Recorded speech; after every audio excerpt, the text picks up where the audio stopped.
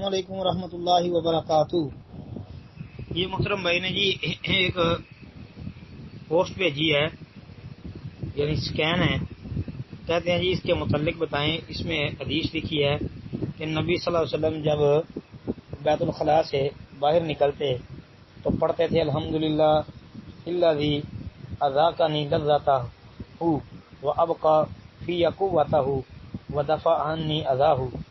یہ تو محترم بھائی یہ روایت ضعیف ہے جی، اس کی سند صحیح نہیں ہے۔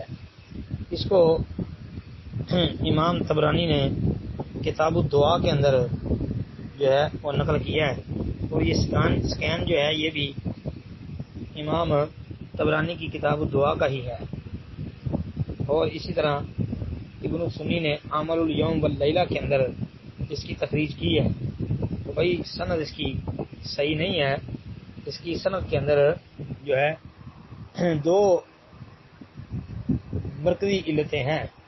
ایک تو اسماعیل بن رافع جو ہے وہ اس کے اندر جو ہے بھائی ضعیف الحدیث راوی ہے، جس کو امام احمد بن حنبل رحمۃ اللہ علیہ اور دیگر اہل علم نے جو ہے ضعیف قرار دیا ہے، بلکہ حافظ ابن حجر اسقلانی رحمۃ اللہ علیہ نے بھی اس کو ضعیف کہا ہے۔ تو اس لیے یہ روایت تو بھائی ثابت نہیں ہے۔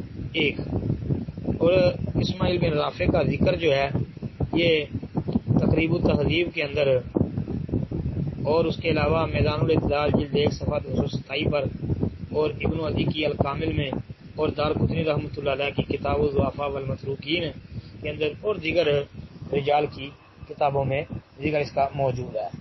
دوسری علت اس میں یہ ہے جی حبان بن علی الانزی، وہ اس کے اندر ایک راوی ہے، اس کے اوپر بھی بھائی محدثین نے کلام کیا ہے۔ اس کی حالت یہ ہے کہ امام نسائی، امام ذہبی اور محدثین کی ایک جماعت نے اس کو ضعیف الحدیث قرار دیا ہے۔ اس کا ذکر امام بخاری رحمۃ اللہ علیہ کی کتاب الضعفاء الصغیر کے اندر جی موجود ہے 93 نمبر پر، اور اسی طرح امام نسائی کی الضعفاء والمتروکین کے اندر، امام دارقطنی کی الضعفاء والمتروکین کے اندر، امام ذہبی کی میدان الاعتدال جلد 1 صفحہ 449 پر اور ابن عدی کی الکامل، ابو حاتم کی الجرح والتعدیل اور ابن حجر اسقلانی رحمۃ اللہ علیہ کی تقریب کے اندر بھی اس کا ذکر موجود ہے۔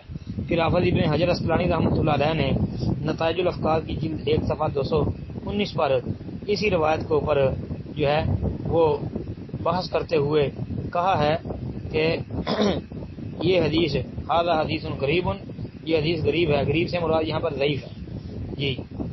تو ساتھ ہی کہا ہے کہ حبان بن علی اور اسماعیل بن رافع ضعیفان، یہ دونوں ضعیف ہے۔ پھر حافظ ابن حجر اسقلانی رحمۃ اللہ علیہ نے جو ہے انقطاع والا معاملہ بھی اٹھایا ہے، یعنی انقطاع کی علت بھی ایک بیان کر رکھی ہے۔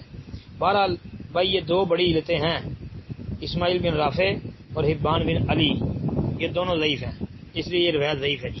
السلام علیکم ورحمۃ اللہ۔